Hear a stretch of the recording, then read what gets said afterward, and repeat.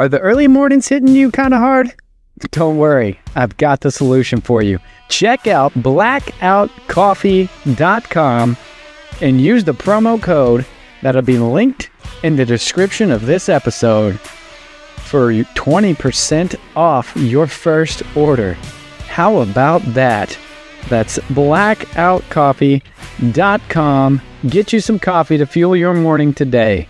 And stay awake, not woke.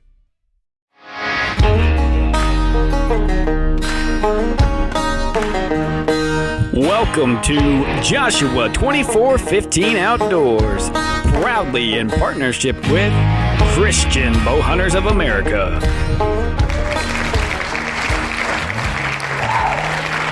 We do good in this. Dude, you just start something. Hello, and I get it. Where I started, so We are good. Good deal.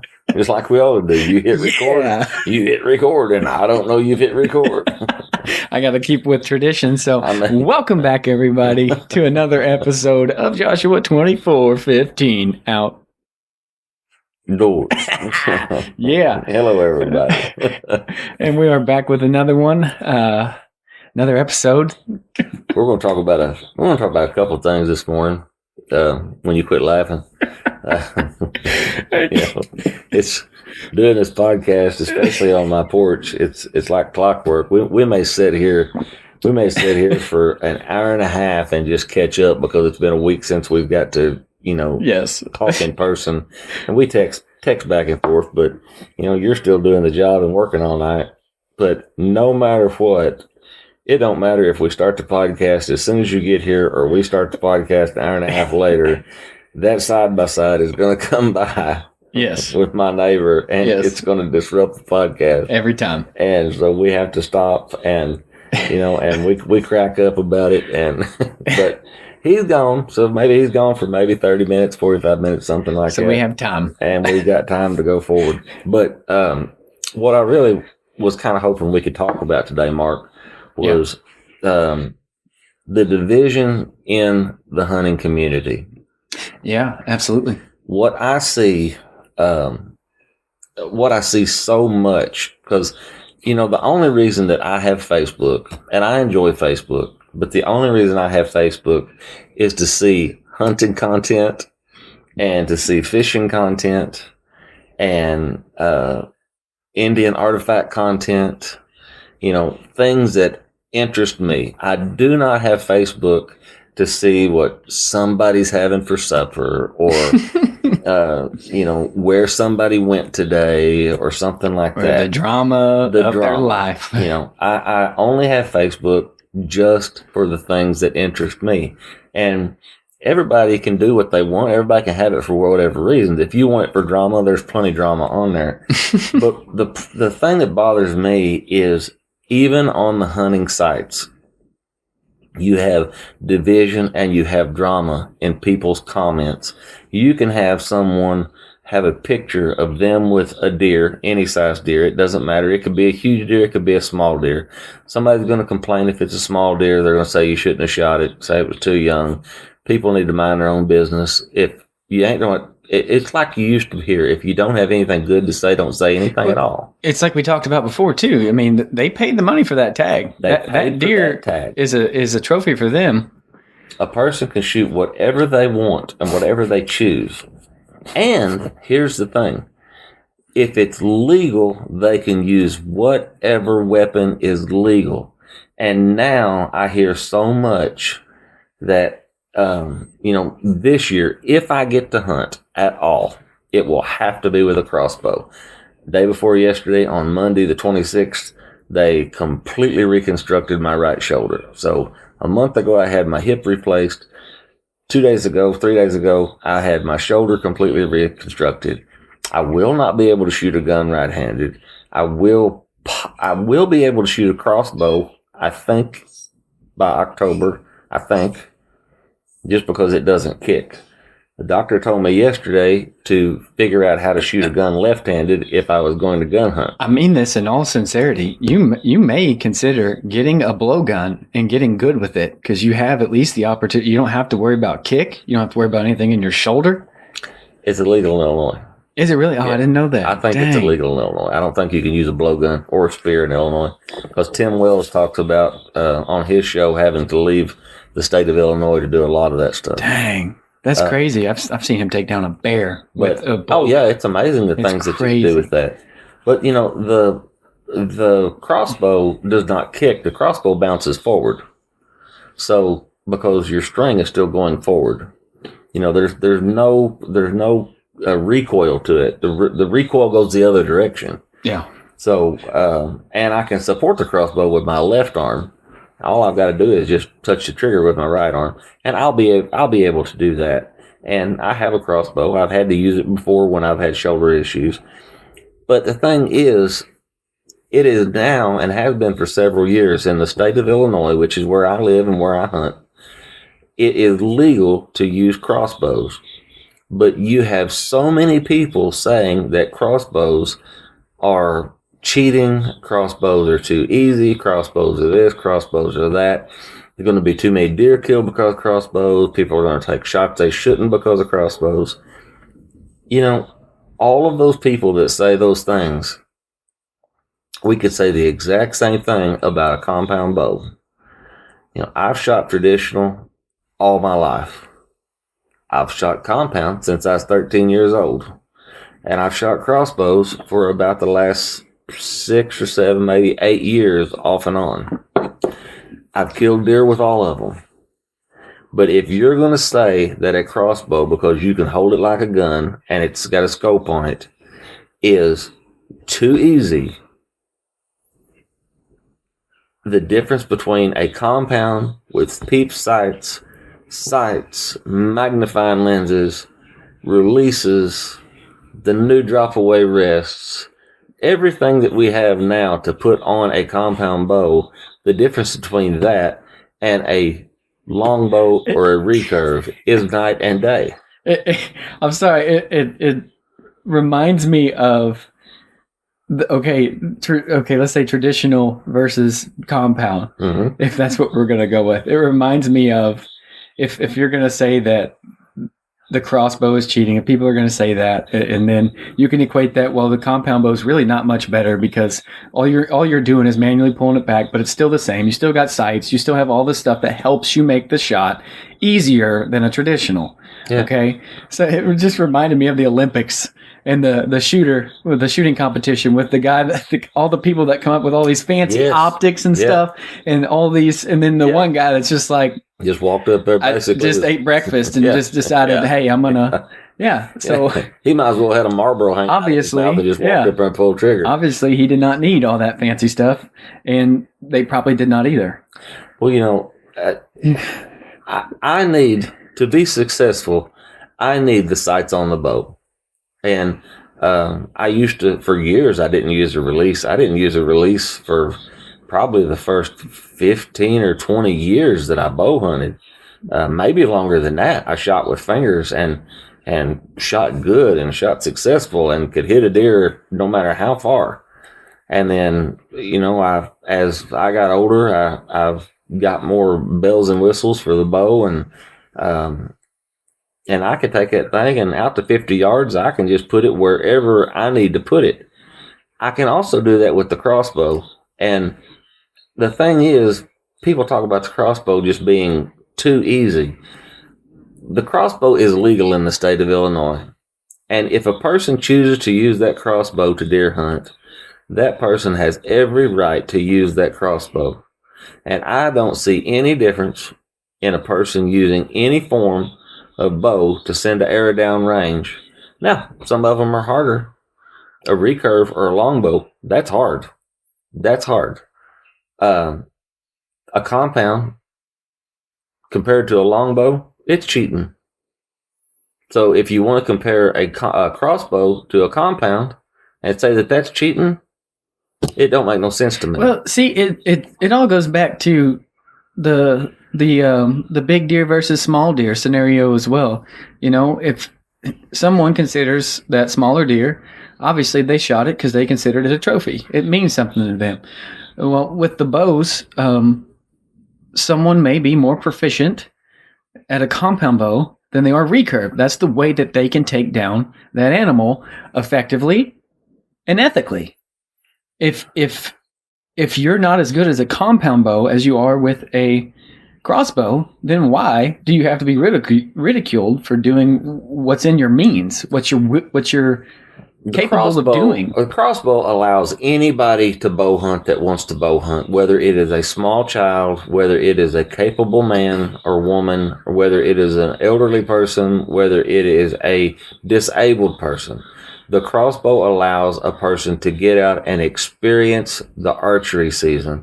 Now, the only reason you have all these people upset about people using crossbows is because they're afraid somebody's going to kill their big deer. That's what it boils down to. Jealousy. It boils down to you're going to get something because it's easier for you to do it and you can shoot farther. Yeah, because otherwise, why are they so upset about it? Yes, it doesn't affect them the way someone else uses. Yeah, you've even got, I've seen, back when I used to shoot strictly traditional, and I had some traditional archery t-shirts and stuff, and I never bought one because it bothered me, but there was a t-shirt that said, if you use a compound, you have training wheels. And that is a traditional bow hunter, or a traditional archer looking down on someone that's shooting a compound that's got wheels. I don't want to look down on nobody. Yeah. I know men that the man that taught me really how to shoot a recurve, his name was Ronnie Vassar. He's still alive. And he gave me a beautiful Martin Hatfield recurve. And I absolutely love that bow. It's hanging in there.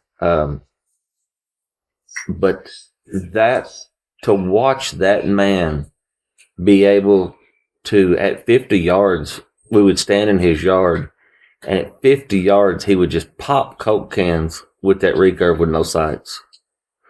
And he told me the story of when he switched back to a recurve. He was on a hunt out west and had a real close shot at a mule deer, put the sights on it, let the arrow loose, and somehow missed that entire deer, and went back to camp and took the rest off of that bow, shot a few times to get Matthews got shot a few times to get back used to shooting with no sights, and went and killed his deer.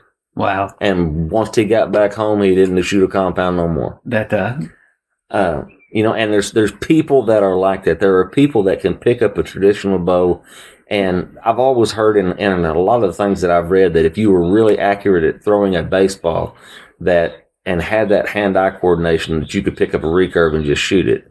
Well, I can't hit the broadside of a barn with a baseball.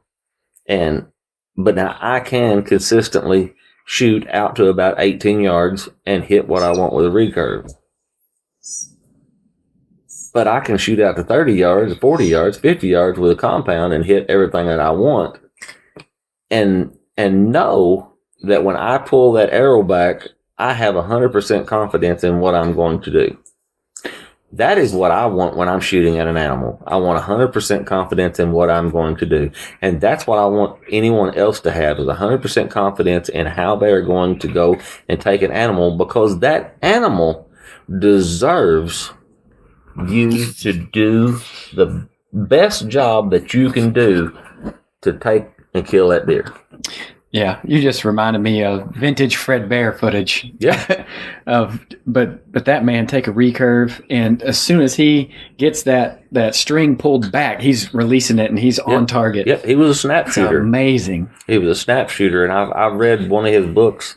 I read all of his books, and it's one of the few things that I've sit down and read other than a Bible. They may be the only books I've ever even read. But he talked about hunting a bighorn sheep, and it was over the top of a rock, and he needed to lob the arrow to get to it, so he only pulled the bow halfway back before he shot, and so that the arrow wouldn't have that trajectory, and killed that ram.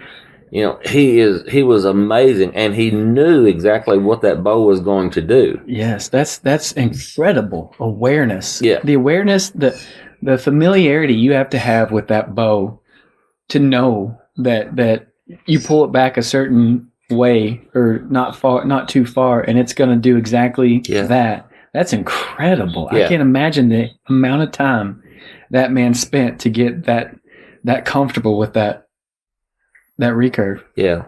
But if I can't consistently do that, then that's not what I need to hunt with. Yeah. I need to hunt, and I love the idea of hunting with traditional equipment and shooting everything close and all of that. And it's always been a dream of mine to hunt strictly with traditional equipment.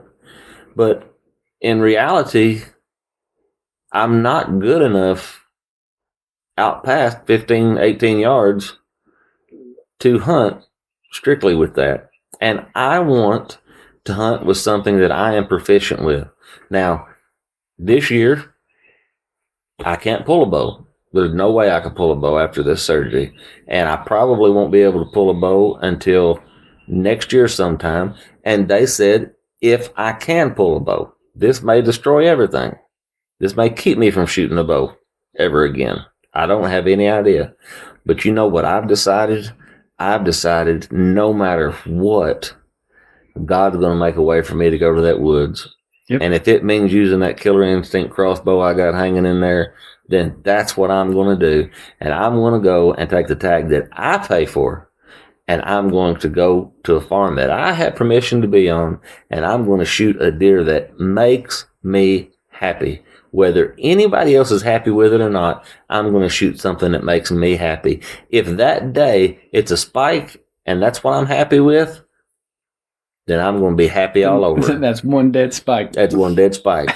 If it's the buck that showed up on camera last night, I'm probably going to be a little bit more excited, but I'm going to be happy. And that is a monster. It's a monster deer. It's a monster deer. I think we're guessing it at anywhere from 160 to 180. I think it's 170. I really do. It's somewhere in between. It's big. It's a big deer. It's a really. I'm really excited to see him. I love anytime you get an antler that's got split tines, and he's got a big split. I think it was the G2.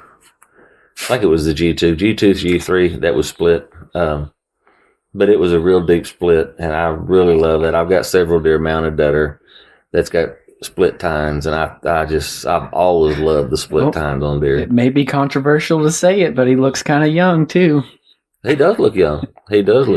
And if I get a shot at him, he'll be as old as he's going to be, because he's not going to get a day older. Yeah. And there's been several does that are on camera over there, and now on that particular piece of property, I don't see a lot of does. I generally see a family group of does that consist of about 5 does. And each year they'll have their fawns, and then generally the buck fawns, once they get up big enough, the buck fawns move off on their own. But that family group doesn't really seem to grow very much every year. But every year I try to take at least a doe out of that family group because they're eating crops. And I probably will take a couple does out of that family group this year, just because this year for some reason I'm seeing more deer on it. Yeah, and I need to help the farmers too. This is not just about me getting a space to hunt. This is about me helping them with the animals that are destroying, because they are destroying the cornfield. I think it's for a multitude of reasons, really. I mean, you get to fill your freezer, you get to experience the hunt. As we talked about before, just being out there and hunting deer, it's more than just deer hunting. It's therapeutic. Yeah. It's, even if you don't kill a deer, just being out there, it's like therapy. And then also you got the farmers aspect of it. They're destroying crops out there, so you're it's for a multitude of reasons, and a lot of people that are against hunting and the conservation of it and all that don't realize that it's more than just killing a deer. Correct. I'd say we probably wouldn't have much of a deer population if that was it, but a lot of hunters, ethical hunters, want to conserve those deer populations. And in order to do that, you have to manage those populations. Yeah, you do. And, we not only do we need to manage the deer populations, and and protect the crops and help the farmers out and all these other things. Yeah, I'm sorry, not to cut you off, but I want to add to that point that when you have an overpopulated herd of deer, that hurts them. They'll get diseases. That hurts them. They're fighting over food. You got more bucks coming in wanting to fight each other, and some of them to the death, or they will literally breed does to death. So it's not just about you in that; it's also helping the herd. Yeah, there's a lot of a disease called blue tongue. There's a lot of chronic waste disease. Some people call that one brain worms or something, where the deer just start walking in circles. But I've seen several videos from northern states of sick deer already, and deer that they found dead near water. Now, none that I know of yet around here. But disease could come at any time, and if your herd is not managed and disease comes in, it can so swiftly move through that herd, it could wipe an area out more than any hunter could. But I tell you what, just like that could move through and destroy a herd, the division that we have in the hunting community over who thinks they are doing the right way or who thinks they're doing wrong. I hear people talking now, they're complaining about saddle hunters. It's always a complaint. It's always something, It's people complaining about, the guys that wear Sitka camouflage because it's so expensive. Hey, if you can afford a Sitka camouflage and you like it, go for it. Go for it. It's up to you. That's your prerogative. It's your money. It's what you worked for. Go for it. You're not making me broke. No. It's nothing, and it's nobody's business. Yeah. And the division that we create over these things, compound, recurve, longbow, crossbow, realtree, mossy oak, Sitka, cryptics, all these different things. And the division is ridiculous, and it is for no reason. And the Bible tells us here in Galatians chapter 5, starting in verse 13, "For you were called to freedom, brethren. Only do not turn your freedom into an opportunity for the flesh." And that is what we do when we pick at people about stuff. We make it about the flesh. "But through love serve one another. For the whole law is fulfilled in one word, in the statement, 'You shall love your neighbor as yourself.'" We are to love God and love our neighbor. Phil Robertson says it all the time. That's his pitch line. Love God, love your neighbor. If we are fighting about stupid things, we are not loving our neighbor. And if we're not loving our neighbor, we're not loving God, because God loves our neighbor. Stupid things that don't matter. That don't matter. It doesn't make a hit. It doesn't affect you. Someone else using a crossbow does not affect your hunt. Furthermore, I would add, and it's probably going to ruffle some feathers, if your concern is that someone is using a crossbow and they're cheating, and that's going to take your deer, that says a lot about your confidence in your own shot, really. Also says confidence about your hunting ability. Your hunting abilities, yeah. I had a guy last year. You shouldn't be worried about that. I thought me and this guy was pretty close friends, but he got upset that this guy killed this deer that had been on his farm. Deer have free range to go anywhere. Evidently, he wanted the deer to get older. It was a beautiful big, I think it was 8-pointer. It was a beautiful big deer. This other guy that I was friends with, he had pictures of it. He made a plan. We talked about it. We talked in depth about it that night. He made a plan to go in there to take the deer. The deer was consistently on the camera at that same time. And he went exactly with the plan that he discussed with me. And his first sit, he killed the deer. And he sent me a picture of that beautiful big buck. And Facebook went to pieces after that. Of somebody, the guy that was hunting, or the guy that did have the deer on his farm, he was upset and just started telling him, "Well, you killed a young deer. Congratulations on killing an immature deer." And it just I thought it was so ridiculous that we're not just congratulating that guy on a beautiful deer. And I commented on there, congratulations about making a plan, going in, setting up, and your plan coming through, and you got the deer. And I got blocked. I got blocked by the guy that was mad at him for shooting the deer. And I thought we was friends. And I mean, Facebook don't mean anything to me, but just the fact that somebody's upset over a deer being taken because of the age, and they get so upset that they block you on Facebook, or they quit talking to you in public, or whatever the matter. This is silly. Yeah, absolutely. It's just silly. I mean, these deer can go anywhere they want. And anybody knows that when you let a deer walk by, if that deer crosses the fence, he may not come back. He could get hit too. He could get hit. Yep. I told you, I think on the last podcast, one of my target deer got hit over here. He got hit on the highway. He's gone, and that's generally there is one good deer running that early season every year. And it was probably just that one good deer, because I don't have any deer on the camera over there. But you do have good deer on the other camera. I do have good deer on another camera. Really good deer. Lots. But my goodness. And the thing is, regarding that, I could understand if you're on someone's private property and they say, "Hey, I only want you to take mature deer." That's different. Okay, that's fair. You don't want the young ones to go. That's your prerogative. That is your property. That is your stipulations. For me, in order for me to hunt on your property, you say, "Hey, don't shoot the young ones. I want them to grow." I should respect that. Perfect. Mm-hmm. But if I'm in public, I pay the money, all that good stuff. I choose the weapon. That's legal. It's all legal.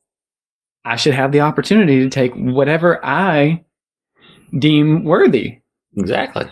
And if anyone has a problem with that, I just don't understand why they would. It's not hurting them. If they didn't get the opportunity, they want to see that deer grow. It's not their deer. They don't own that deer. Right.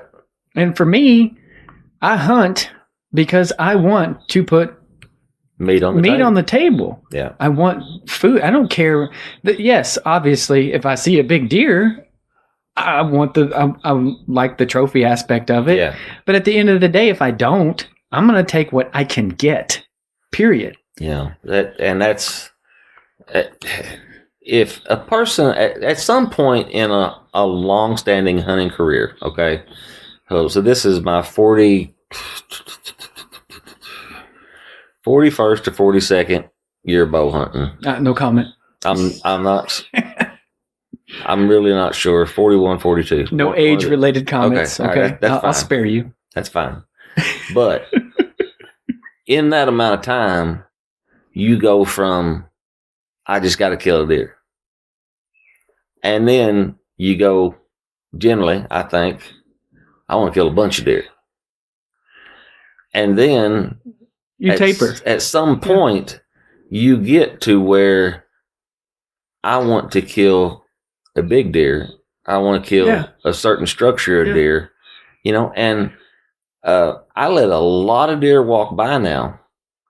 But if something happens that makes me want to shoot that deer, I'm going to shoot that deer. Because that's what the hunt is all about. The hunt is all about the entire aspect of it. And if it gets to the point that a deer is in front of me and all of a sudden I get that feeling, that overwhelming feeling to take that shot, and that excitement builds up and tells me to do it, well, that's what's wrong with that? I'm not necessarily there for the meat anymore. Well, I guess I am now that I'm not working. Yeah. But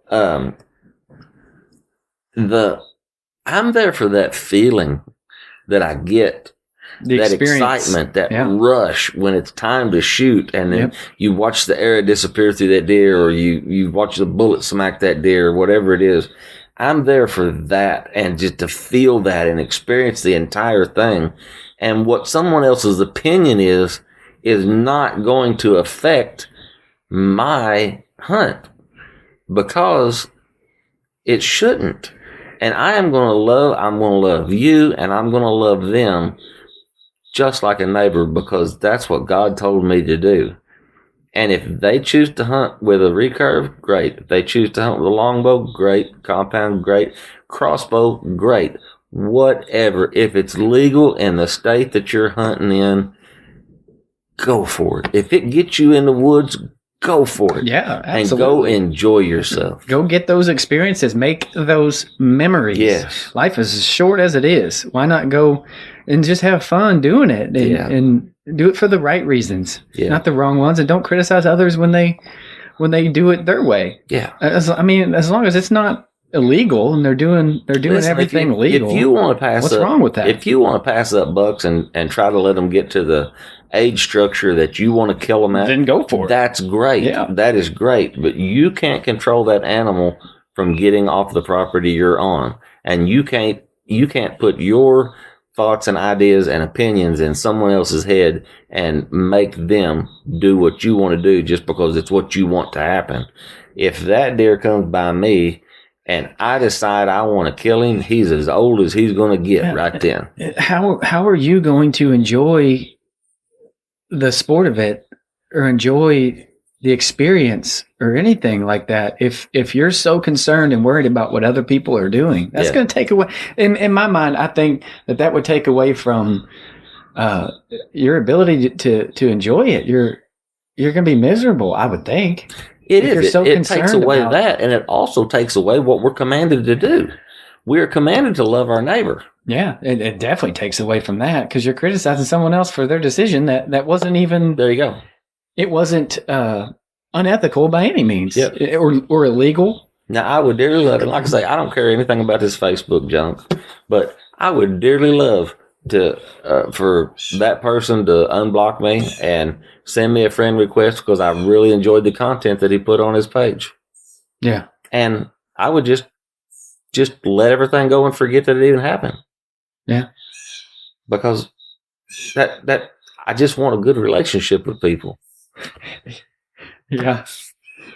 So if you've made it this far without getting upset and offended with anything that we've said so far, which I don't feel like you should. It's all reasonable, I think. But hey, that's coming from the one who's been saying it, or one of the people that's been saying it. Yeah. Anyways, all this is not to say that it wasn't meant to make anyone mad or get anyone's feathers ruffled. It's just to say that we need to be more. Why can't we be more united as hunters? What happened to the brotherhood that hunting used to be? I think the more modernized and we've talked about this before, the more modernized everything has gotten in the hunting industry and all the competition and everything between shows, even. Like, I think we've gotten away from the camaraderie. And we had there's a Facebook page that I really like. It's called Old School Hunting Photos. Yeah. And I love that page, because the pictures are, a lot of the pictures are back in the 80s when I started hunting, 70s when I was squirrel hunting.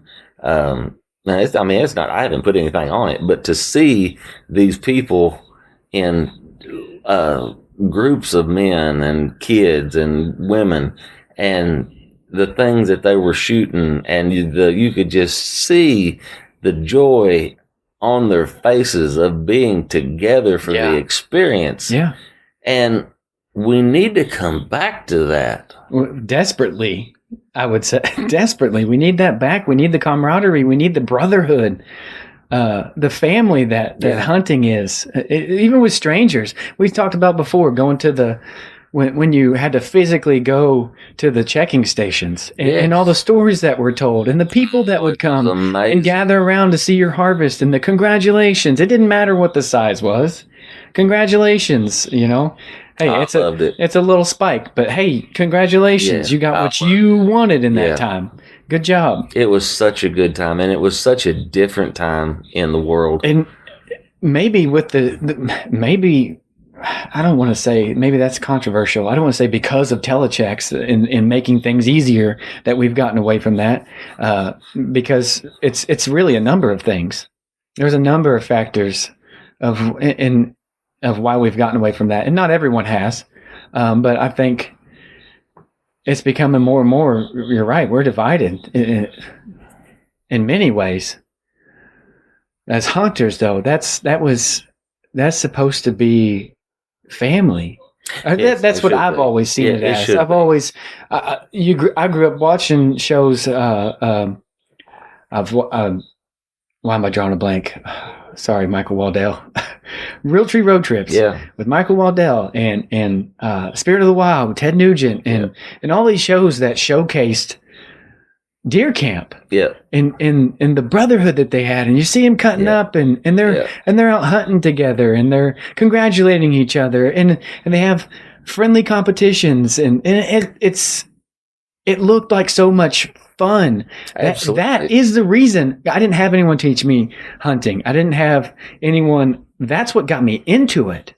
Seeing that from I mean, honestly, seeing that from these camps that they would put together and show that brotherhood that hunting And was. you wanted to experience that. I wanted that. I was like, that is so cool, because when I was a kid, I always wanted to be in Boy Scouts, but we couldn't afford it. Yeah. And I always wanted to be a Boy Scout. That was cool. That was the next best thing. Yeah. Hunting for me. Yeah. And I had buddies that got into it and I got into it with them. And we had that. I got to experience a little bit of that. It was fun. It was going with 2 or 3 buddies, and we go stay at one of them went to stay at their aunt's house, some cabin out in some county out in the middle of nowhere. And that night, it was the talking and cutting up and talking about, what is the morning going to be like? And I'm going over here and planning. And it was so much fun. Yep. And we're missing that. We're missing that. There's too many people that have, I don't know. It's become something different. It's become something to where you have to have the biggest, you have to have the oldest, you have to have the best, you have to beat everyone else. Yeah, this episode may end up becoming more controversial than our political podcast. I mean, it absolutely may be, but it is. And that one wasn't even that bad. No, but it is how I feel, because I just think that we should come together. Absolutely, and I agree. I think that we should, as hunters, as fishermen, we should come together and we should help each other in any way possible and support each other in what they do. If a person wants to shoot, just older class deer, hey, I'm all for them. Look, yeah, and if a person wants to go sit out on the riverbank somewhere and be bored to death from catfishing, go for it. Go for it. I mean, that's your prerogative. I'll go bass fish. You didn't have to go there. But I mean, it's true. It's true. There's no reason for us to be divided. I absolutely love seeing the pictures of people with great big deer. I love to kill great big deer. And if the bucks come by that I've got on camera, I hope to be able to shoot one of them. And yeah, I'm at a stage in my life that I don't want to shoot a small buck, and I'll let them walk by. But somebody else may not be at that stage. Somebody else may be, man, I just want to kill. And I honor that too. Whatever you want. Yeah, that's your prerogative. And on that note, I think we've gone pretty long-winded with this, but I've enjoyed this one particularly. As I said, it's probably controversial. It shouldn't be, really. It shouldn't be. It shouldn't be. I've enjoyed it, but too. I'm sure it will be. And that's okay. When we have controversial things, though, it makes you stop and think. It sparks a conversation. Yeah. And gets us thinking about the issue and the topic at hand, and maybe make us change our mind about it. Who knows? Yeah. But anyways, love God, love one another. Absolutely. Agree with that wholeheartedly. And with that, we shall conclude this one. So take it as you will, I guess. Yeah, however you want. It is what it is. But anyways, we hope y'all have a good rest of your week.